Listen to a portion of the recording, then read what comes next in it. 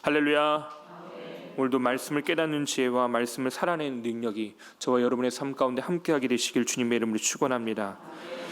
오늘은 여러분과 누가복음 9장 10절부터 17절까지 말씀을 통해서 능력 세 번째 말씀, 하늘을 우러러 축사하시고 라는 제목으로 함께 말씀을 나누도록 하겠습니다. 오늘 우리가 읽은 본문은 잘 알고 있는 오병이어의 기적이 일어났던 현장입니다. 여기서 예수님은 제자들에게 조금 황당할 수 있는 말씀을 하십니다. 너희가 먹을 것을 주라. 9장 앞부분을 보면 제자들은 전도 여행을 다녀왔습니다. 그리고 예수님이 베세다에 이르렀을 때 거기서 수많은 무리, 남자만 5,000명쯤 되는 무리가 모여들었습니다. 예수님은 늘 그렇게 하듯이 그들에게 하나님 나라의 일에 대해서 가르치시고 병을 고쳐주십니다. 그때 제자들이 우리가 외딴 곳에 와 있으니 사람들을 다시 돌려보냅시다. 주변 마을과 농가로 가서 잠잘 곳을 찾고 먹을 것을 얻게 하는 것이 좋을 것 같다고 예수님께 제안을 하게 됩니다. 이때 예수님께서 이 제자들에게 오히려 반대되는 이야기를 하시죠. 너희가 먹을 것을 주라.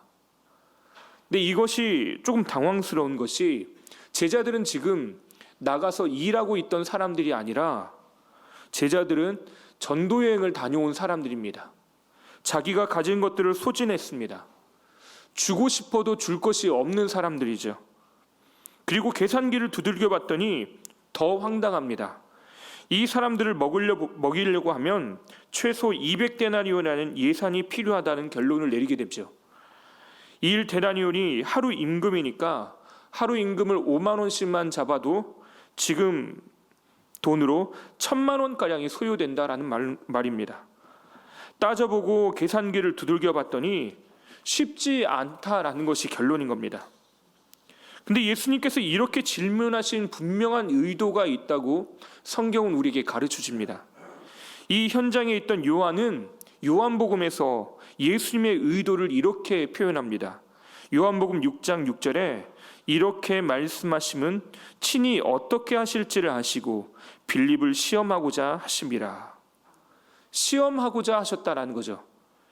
여기서 이 시험하다는 단어를 유명한 신학자 유진 피터슨이 쓴 더 메시지라는 번역에서 스트레치라고 하는 단어를 사용해서 번역을 했습니다. 다시 번역하자면 믿음을 확장시키기 위함이다라는 것이죠. 현재에 머물러 있고 한계에 머물러 있던 그들의 믿음을 확장시키기 위해서, 확장시킬 것을 원하시기 때문에 바로 질문을 하셨다라는 겁니다.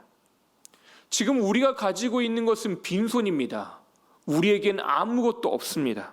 근데 예수님은 거기에 모여있던 수많은 사람들, 먹을 것도 없고 가질 것도 없고 누릴 것도 없는 사람들을 보면서 5,000명을 먹일 꿈을 가지고 계시다라는 것입니다.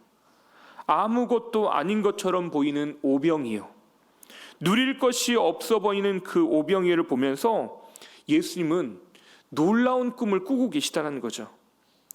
이것들을 보면서 이것을 제자들에게도 함께 주어 그 꿈을 꾸기를 원하고 계시는 겁니다. 하나님의 꿈이 각 사람에게 실현되고 그것을 통해서 수많은 사람들에게 퍼져가기를 원하시는 겁니다. 분명 여기에 모여있던 사람들의 삶의 자리는 빈들입니다. 아무것도 없는 것, 열매를 맺을 수 없는 것, 거기에서 무엇도 구할 수 없는 것. 하지만 그 빈들에서 예수님은 꿈과 희망을 잃어가는 그들을 향해서 어떤 대책도 세울 수 없는 그들에게 하나님의 꿈을 주어서 살게 하기를 원하고 계십니다. 오늘 우리가 함께 말씀을 살펴보면서 빈들과 같은 우리의 삶 가운데 하나님의 일들이 어떻게 이루어질지 함께 생각해보고 나누면서 하나님의 꿈을 함께 살게 되시기를 주님의 이름으로 축원합니다. 첫 번째로 모든 것을 내어주시는 주님의 은혜를 기억하시길 바랍니다. 당신은 아무 일 없던 사람보다 강합니다 라는 책이 있습니다. 김창옥 교수가 쓴 책인데요, 이 책에 보면 하루는 비싼 호텔에서 잠을 청하는데 너무 목이 말랐답니다. 호텔에서 기본으로 제공되는 물이 있는데 그것을 마셔도 갈증이 해결되지 않습니다. 그러면 돈을 더 주어서라도 물을 마시면 되는데 선뜻 그렇게 되지 않더라는 겁니다. 비싼 돈을 주고 호텔비는 결제했는데 몇천 원 하지 않는 물을 사 먹기가 그렇게 어렵더라는 거죠.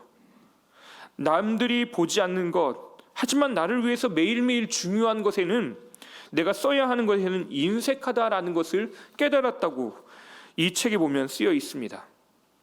이 글을 읽으면서 저는 하나님께 대한 우리의 마음에 대해서도 생각해 보았습니다. 나는 가장 중요한 분이라고 말하는 하나님에 대하여 인색한 사람인가, 아니면 부한자인가?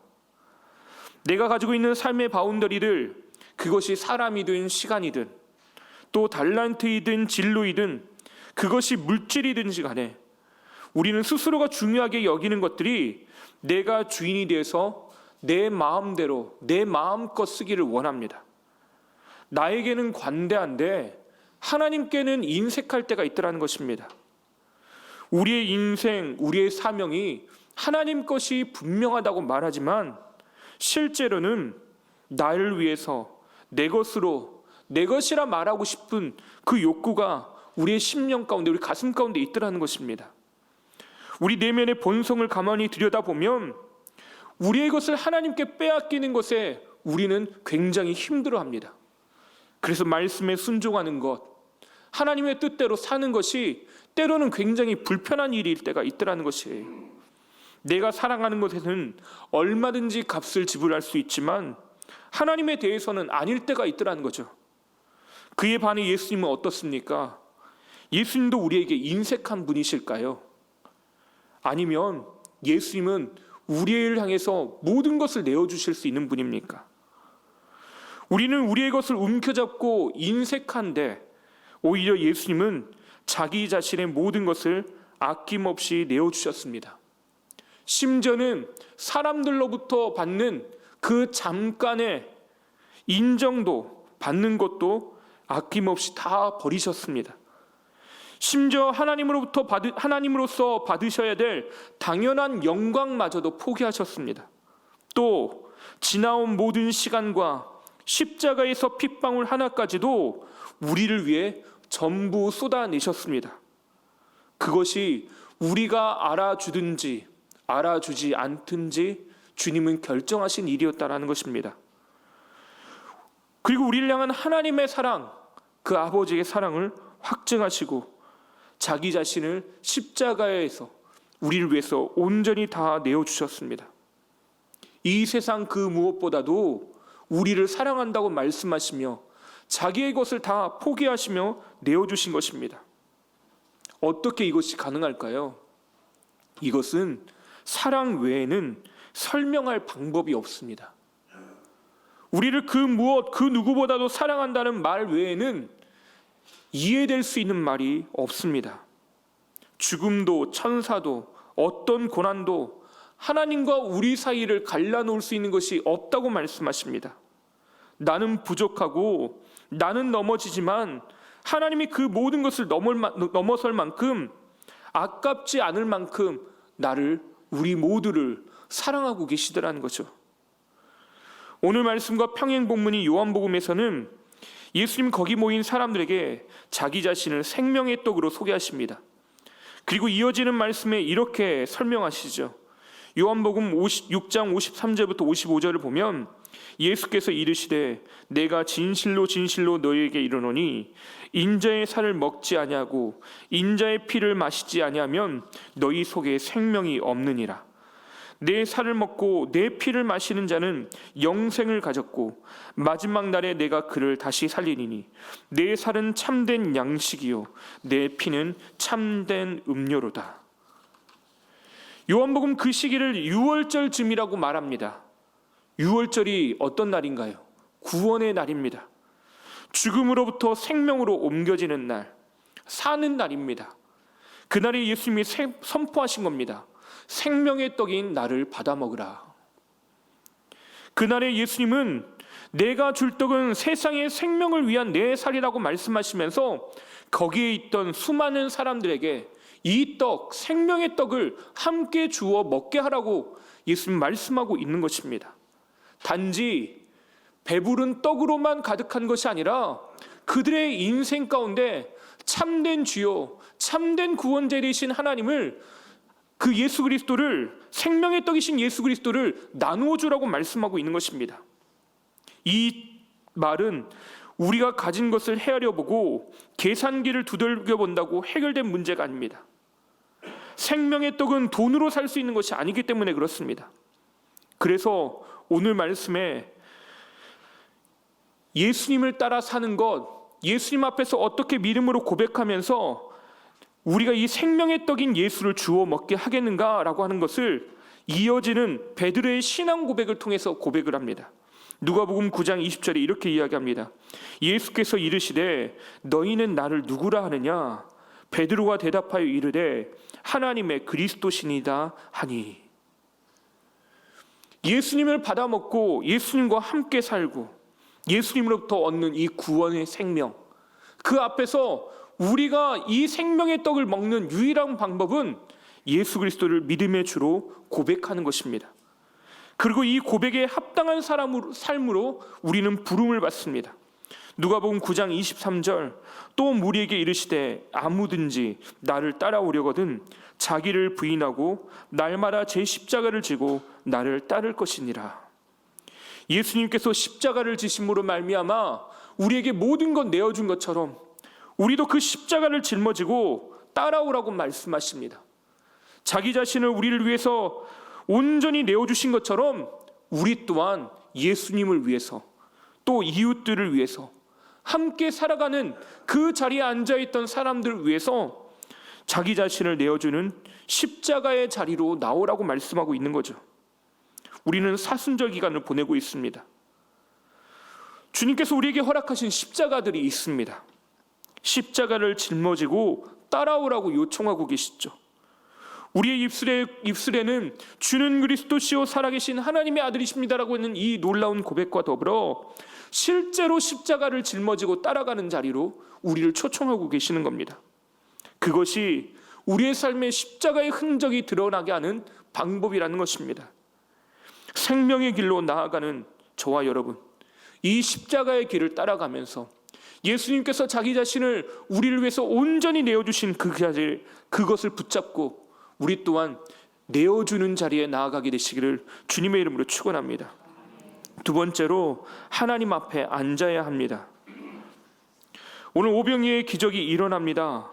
이때 작은 아이의 헌신이 하나님의 꿈을 이루는 도구가 되었다는 걸 우리는 잘 알고 있습니다. 그리고 이제 이 공이 거기에 모여있는 사람들에게 넘어오는 장면이 등장합니다. 14절 말씀을 보면 이는 남자가 한 5,000명 되밀어라 제자들에게 이르시되 때를 지어 한 50명씩 앉히라 하시니. 여기서 앉으라는 말이, 이 명령이 굉장히 중요한 말입니다. 우리의 반응을 요구하는 말이기 때문에 그렇습니다. 기적을 체험할 수 있느냐 없느냐를 결정짓는 말입니다. 거기에 모인 사람들은 매우 굶주린 상태였을 겁니다. 배고플 때 여러분 어떻습니까? 날카로워지고 비판적이 되기 쉽습니다. 짜증도 나고 저마다 대책을 세웠을 겁니다. 이 사건이 갈릴리에서 멀리 떨어지지 않은 벳세다에서 이루어진 일이기 때문에 어떤 사람은 호수에서 먹을 것을 찾는 사람들도 있을 수도 있습니다. 집이 가까운 사람들은 집에 가서 밥을 먹으면 되죠. 돈 있는 사람은 마을로 들어가서 가족들이 먹을 만한 분량의 식량을 사와도 됩니다. 방법은 여러 가지입니다. 배고프면 어떻게 먹을지 이것저것을 생각할 여러 가지 생각들이 떠오르겠죠.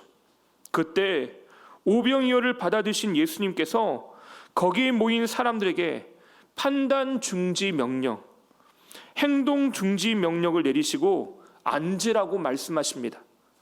불안을 멈추고 염려를 멈추고 두려움을 멈추고 불평을 멈추고 자기 계획들을 멈추고 하나님 앞에 앉아 있으라는 것입니다.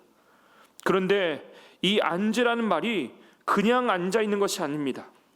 귀로는 듣고 몸은 다른 쪽을 향하여 엉건주춤 앉아 있는 것이 아닙니다. 예수님 말이 틀리면 내가 내 살 길을 찾아보겠다고 육상 스타팅 블럭에 발을 얹고 출발 신호만 기다리는 것처럼 앉아 있는 것이 아닙니다. 평행복문인 마태복음 14장과 요한복음 6장을 보면 이 앉는 것에 대한 성경의 주석이 달려 있습니다. 앉으라라는 말에 헬라어로 기대어 눕게, 유대인이 음식 먹을 때 가지는 자세라고 쓰여 있습니다. 기대어 누워 있다라는 것입니다. 앉아 있다라는 건요, 먹을 자세를 하고 먹을 마음가짐을 알고 철퍼덕 앉아 있다라는 것입니다. 예수님께서 앉으라고 말씀하신 걸 먹을 준비를 하라는 거죠. 아무것도 보이지 않는 오병이어를 보면서 먹을 준비를 하고 앉으라는 것입니다. 밥 먹을 준비하고 무장 해제하고 주님께서 주시는 은혜를 기대하고 또 기다리면서 앉아 있으라는 것입니다. 오병이어의 기적을 체험한 5,000명은 바로 이렇게 앉아 있던 사람들입니다. 예수님을 신뢰한 믿음을 가지고 그 자리를 떠나지 않았던 5,000명이 바로 이 기적을 체험한 사람들입니다. 이런 사람들은 계산기를 두들겨 보지 않고 주님의 말씀을 신뢰합니다. 당장 아무것도 보이지 않아도 주님의 명령이기 때문에 따라갑니다. 주님 말씀하셨기 때문에 예배의 자리를 지키고 기도의 자리를 버티고 앉아있는 사람들입니다. 예수님의 말씀에 믿음으로 반응하기 위해서는 우리가 가지고 있는 불안과 싸워야 합니다. 계산하지 말고 머리 굴리지 않고 주님만 의지해야 하는 것입니다. 기도에도 아무런 응답이 없는 것 같은 침묵을 견디고 엎드려야 합니다. 세상의 유혹에 무릎 꿇지 않고 하나님만 바라보고 그분께만 시선을 고정시키고 앉아 있어야 하는 겁니다.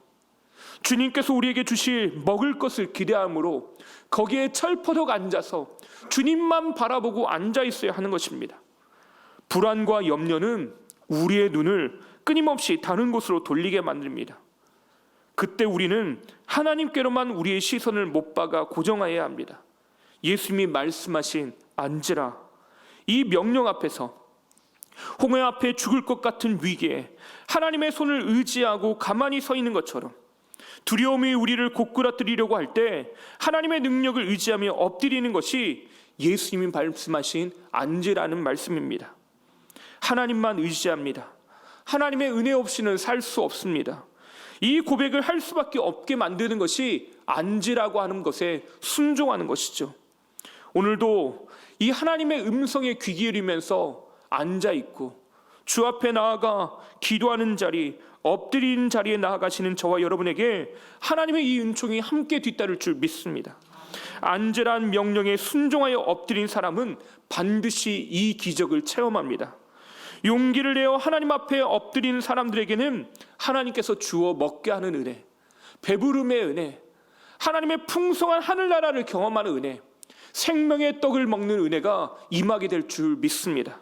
오늘도 하나님 앞에 나아가시는 저와 여러분에게 이 축복으로 함께하게 되시기를 주님의 이름으로 축원합니다. 마지막 세 번째로, 감사는 하늘의 것을 바라보게 합니다. 오늘 마지막 하이라이트가 펼쳐집니다.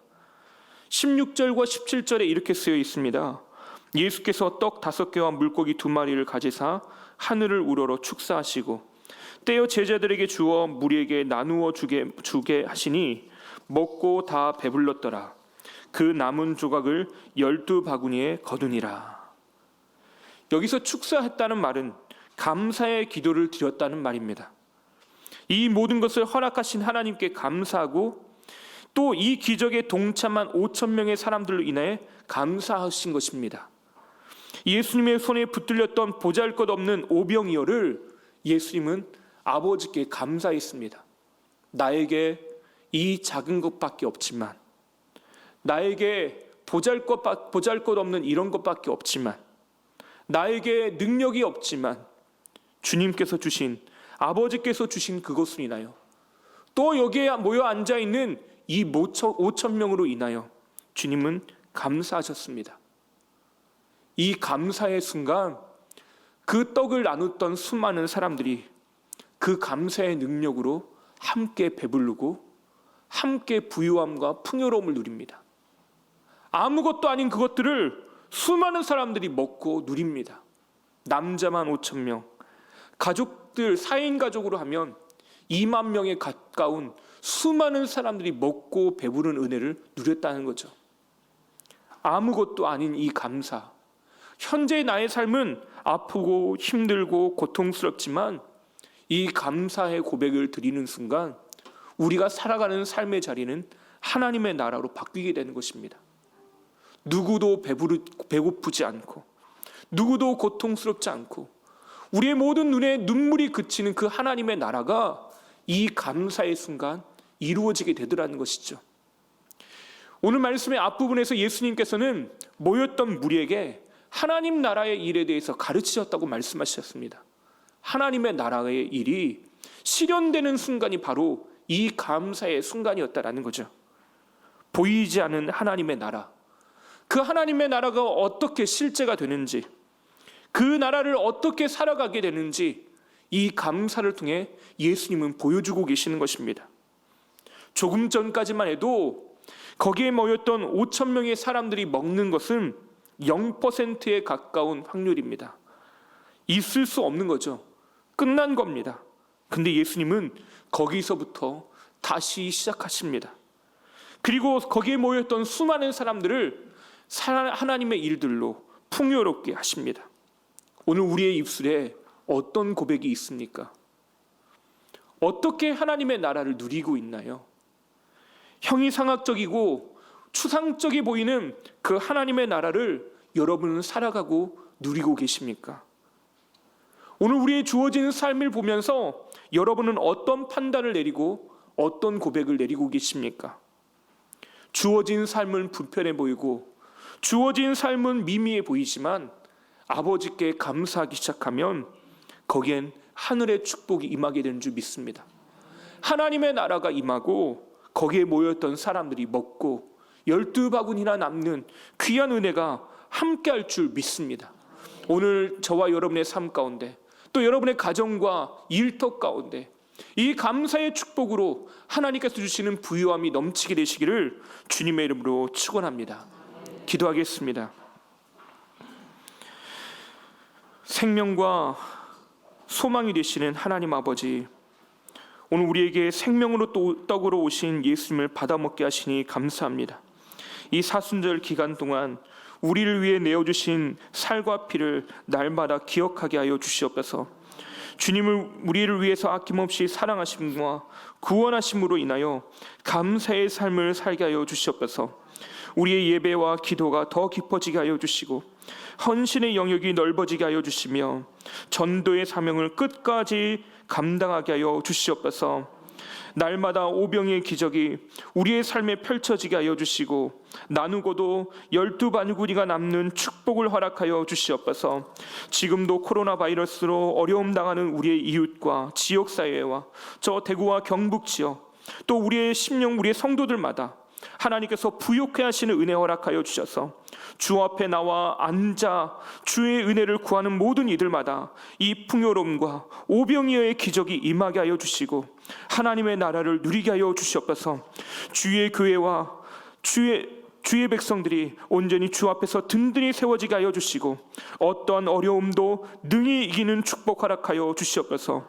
오늘도 이 마음의 소원과 고백을 가지고 하나님 앞에 나아가 거룩하게 구별하여 드리는 11조와 감사헌금, 일천번제와 서원의 예물들이 있습니다. 하나님 나라를 위하여 우리 모든 것을 내어드리오니 주를 위해서 사용하여 주시고 하나님 나라가 확장되게 하여 주시고 수많은 사람들이 이 하나님 나라의 삶을 살게 하여 주시옵소서. 오늘도 이 하루 주님께서 주시는 놀라운 사랑과 은혜로 가슴 뛰게 하여 주시고 하나님 나라의 꿈을 향해 한 걸음 더 나아가는 시간 되게 하여 주실 줄 믿사오며 예수님의 이름으로 기도하옵나이다. 아멘.